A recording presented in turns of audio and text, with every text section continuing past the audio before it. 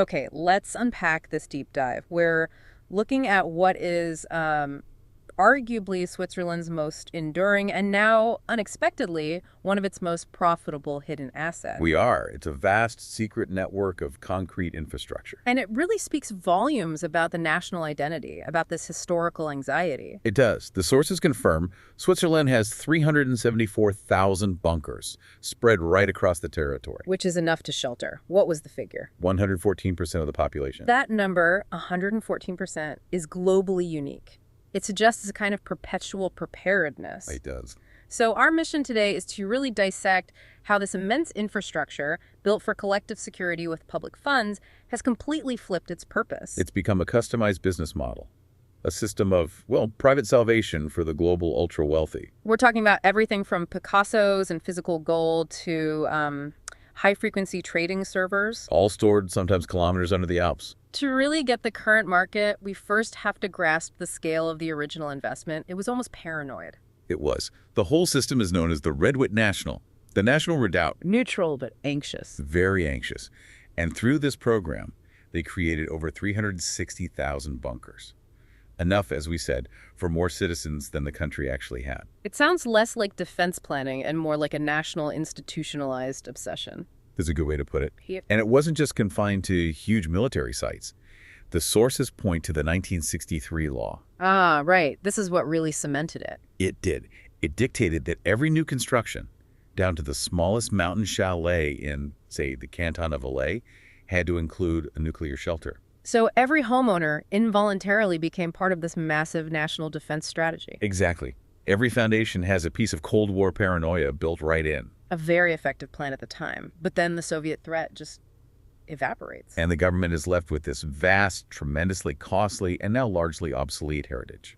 The maintenance cost was astronomical. Which led to some truly unusual attempts to monetize the space. I'm thinking of the cheese. The Gruyere cheese. Yeah. Yes, a very Swiss, very peaceful conversion. The sources mention nearly 200,000 wheels of Gruyere now aging in former military bunkers. Which is a stark contrast to where the most strategic bunkers ended up. They were always destined for something more, well, more high value than dairy products. So moving from aging cheese to aging assets, when did the model shift from a headache to a stroke of genius? The shift really crystallized around 2010.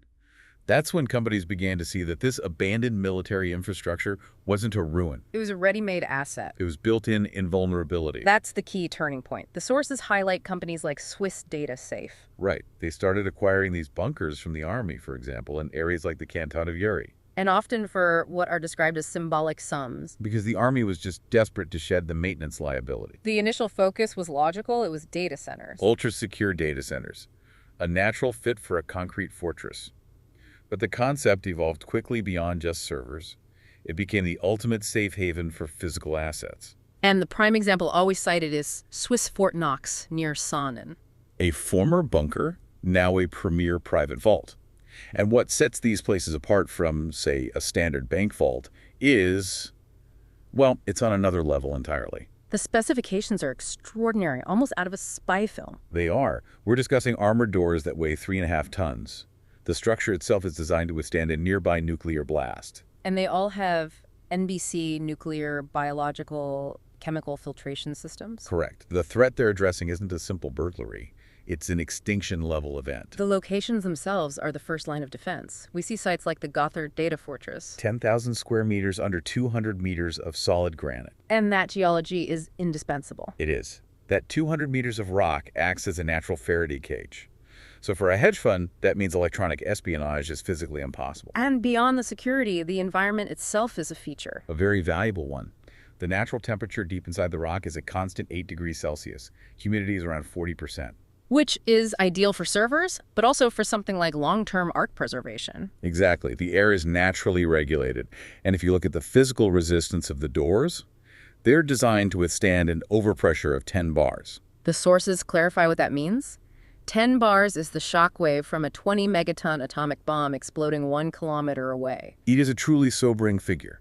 It speaks to the mindset of the original designers. So with that level of threat mitigation, the operational side has to be just as robust. I'm thinking about power, access. Fail-safe. They have to be. Power supply is triply redundant. So you have the national grid, and then Massive diesel generators that can run autonomously for weeks. And then you have human access, which is extreme. 5 distinct levels. biometric scans, iris, fingerprint. And for the most sensitive areas, there's a detail I found quite remarkable. So DNA tests? A DNA test is required upon entry. That is the ultimate threshold of identity verification. And the lockdown protocol is, what was it, 45 seconds? 45 seconds. From an alert, the bunker becomes 100% autonomous and hermetic. And the guards, of course, are former Swiss Army Special Forces. So who is the customer that needs this level of certainty? We have an example, Mount 10 in Switzerland. They rent private space for 70,000 francs per month. That's not rent. That's an insurance premium against chaos. It is. And the primary clients are major hedge funds. They install trading servers for zero latency operations. And then the high-value collectors, storing Monets, Van Goghs, irreplaceable art. The anecdote that really illustrates the scale of personal wealth, though, is the Middle Eastern royal family. Their private watch collection. Allegedly valued at 800 million francs, stored in a single location. That concentration of wealth is dizzying. And it brings up the political dimension, which really came to light with the Pandora Papers in 2021. Right. The papers showed high-ranking African politicians using these bunkers to store physical gold. Actual metal bullion, not certificates. And tons of it. One client was said to have stored 13 tons of gold. 13 tons. At the time, that would have been worth nearly 780 million francs. Which leads us to the crucial legal foundation for this entire industry. The legal gray zone. Exactly. The specificity of the Swiss market. Laws on verifying the origin of funds are very strict for Swiss banks. But not for physical goods stored in these non-bank facilities. The same rigor doesn't necessarily apply. They operate more like private free ports. So they've carved out a new market by exploiting the legal distinction between a financial asset in a bank and a physical asset in a mountain. Precisely. It allows assets to be stored outside of conventional financial scrutiny. And this has fueled the rise of the most fascinating client type, the luxury preppers. Billionaire survivalists. The name that always comes up is Peter Thiel. Yes. He allegedly had a space fitted out near Lucerne that goes far beyond simple storage. It was a complete luxury apartment inside the bunker. A full kitchen, a gym, bedrooms.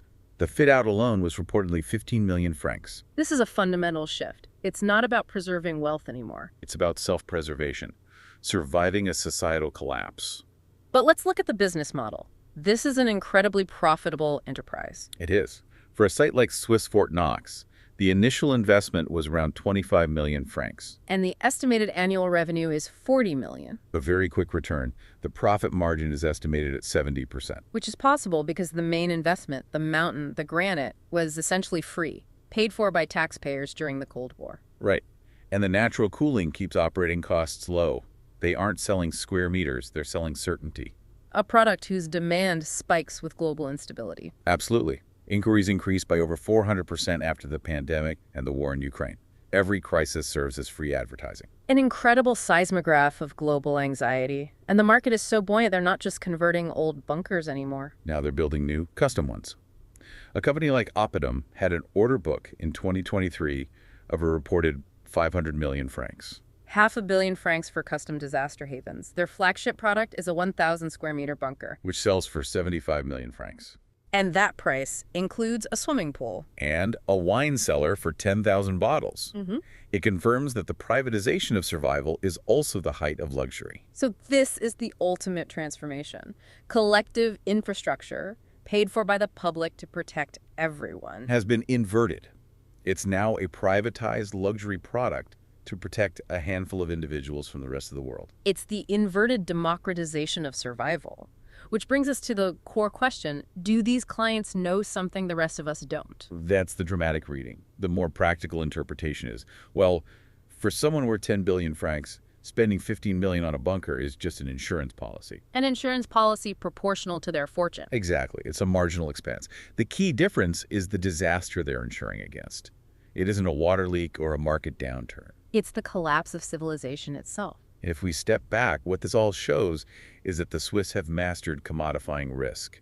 If the apocalypse comes, they've already figured out how to monetize it. The end of the world has been turned into a profitable, Swiss-made product. Something for you to consider, I think.